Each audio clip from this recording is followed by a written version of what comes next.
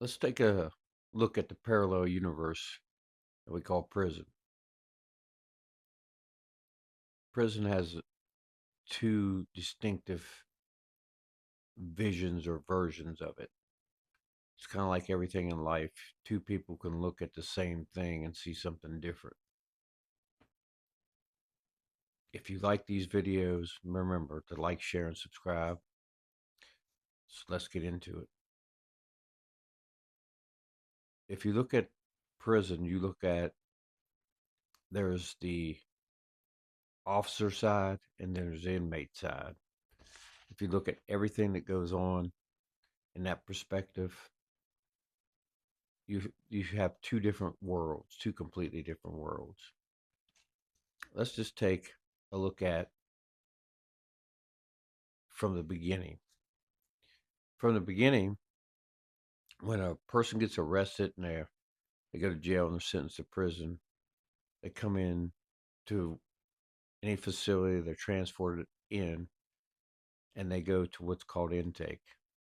Intake is a processing um, place where you go for at least 30 days. During that 30 days, they do intake and testing and all those things. If you're an officer working intake, you see just a bunch of new people all the time, and you don't see them as humans. You see them as numbers and just kind of like cattle on a farm, and they're in lines coming in. You count them, you assess them, you inventory their property, and you have a heightened awareness of them because you don't know exactly what they're in for, what their crime is. If they're a murderer, if they're a rapist or a child molester, you don't know yet.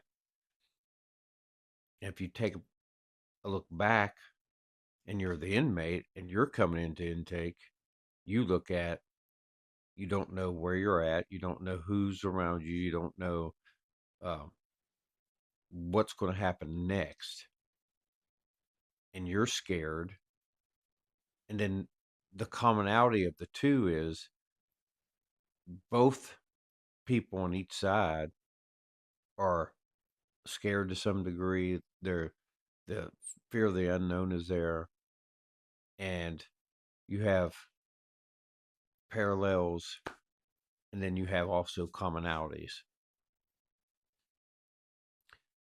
Now, when you move on from the intake process, which takes about 30 days, you move into another phase of being in prison where they are the inmates are assigned to a dorm or a cell block, and then if they're assigned to a dorm or pods, then their perspective is again different, but it's the same thing but different.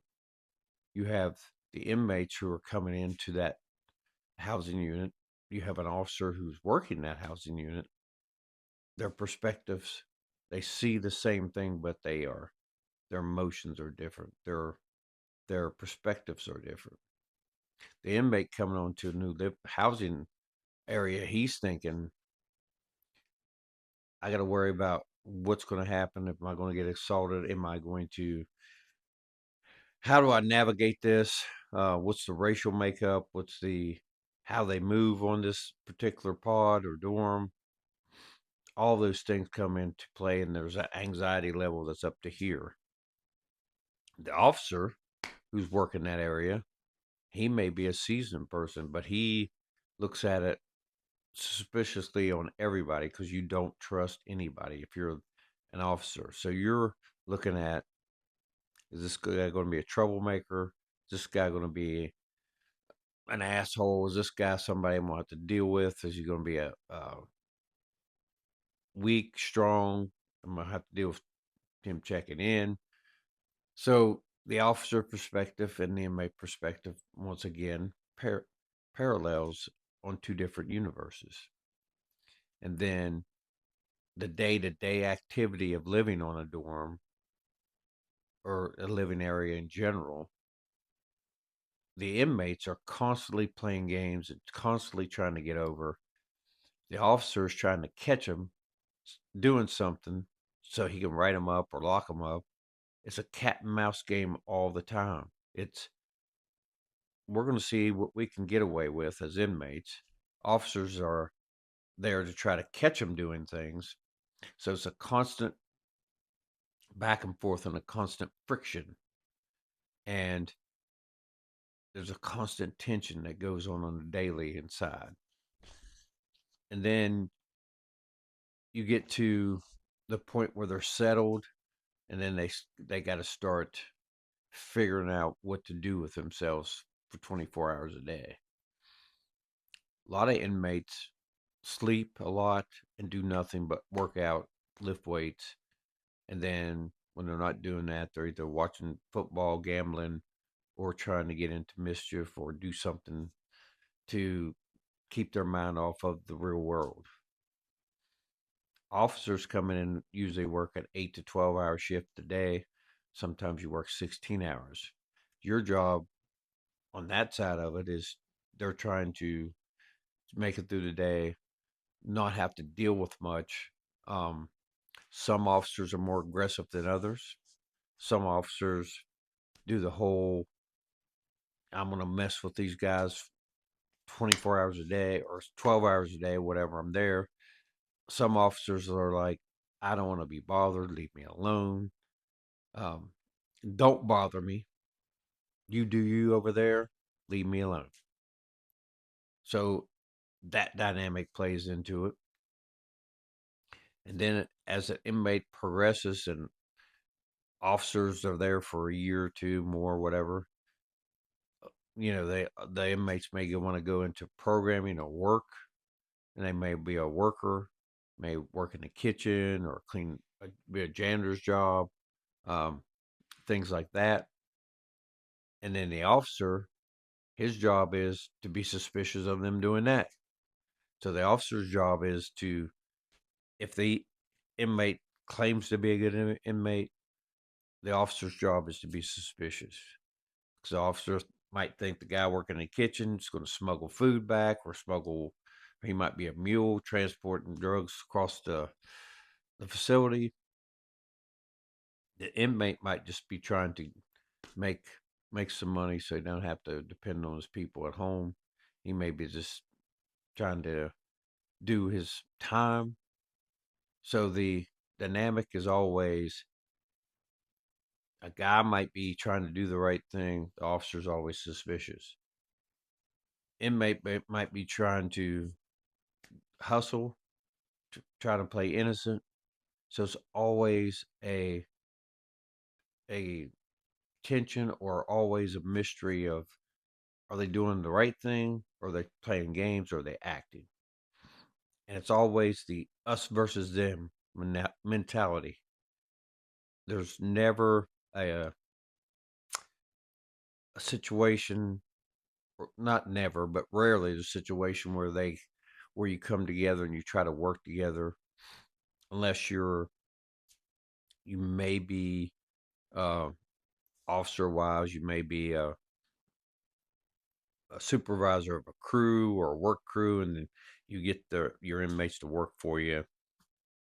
You develop that relationship, and then inmates have got to be highly aware of. You don't want to get too close to staff ever, because then you're labeled a rat, and then you can never live anywhere in the facility. So there's a fine line. It's this constant parallel between good and evil, right and wrong, because inside prison, the moral compass is turned upside down. Right is wrong, wrong is right, and that's the way they view things. Officers trying to right the ship and just contain them and make them follow the rules and do what they're supposed to do. Because in prison, if you talk to a staff person or you talk to an officer too much, then you're labeled a rat.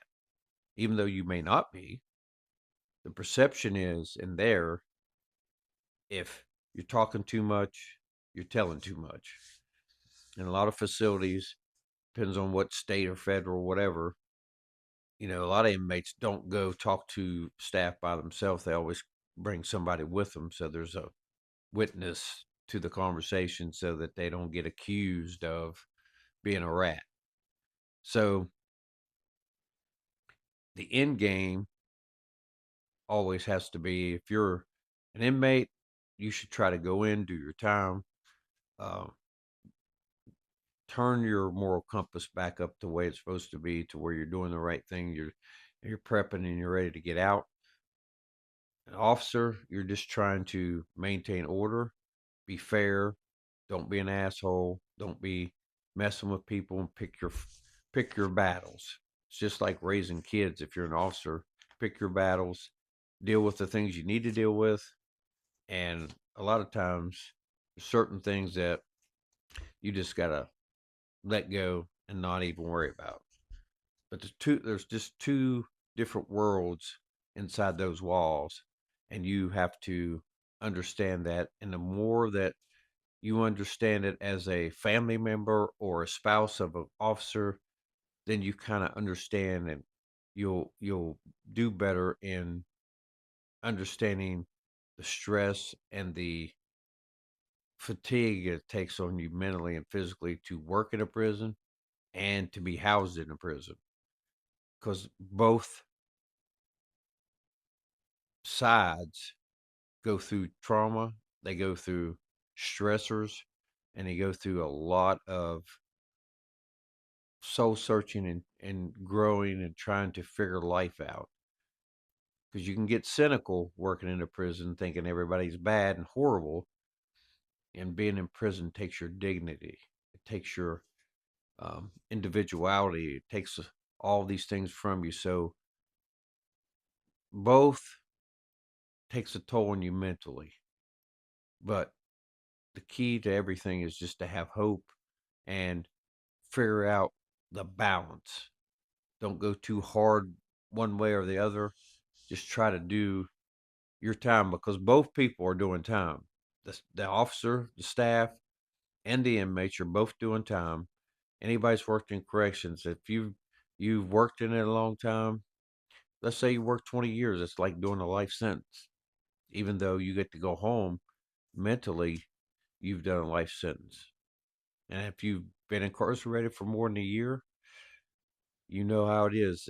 It takes its toll on you mentally, and you view the world different, and you see things in such a dark light at times that you don't know when you get out if you're ever going to be able to be normal again. But to be honest, it's just something that a lot of people don't know. They don't understand, and that's why I try to tell people about these things so that they can understand not only their spouses but the people that's been incarcerated, and give you a better idea of what it feels like and what it is like to be inside. But like I say, always remember, stay on the other side.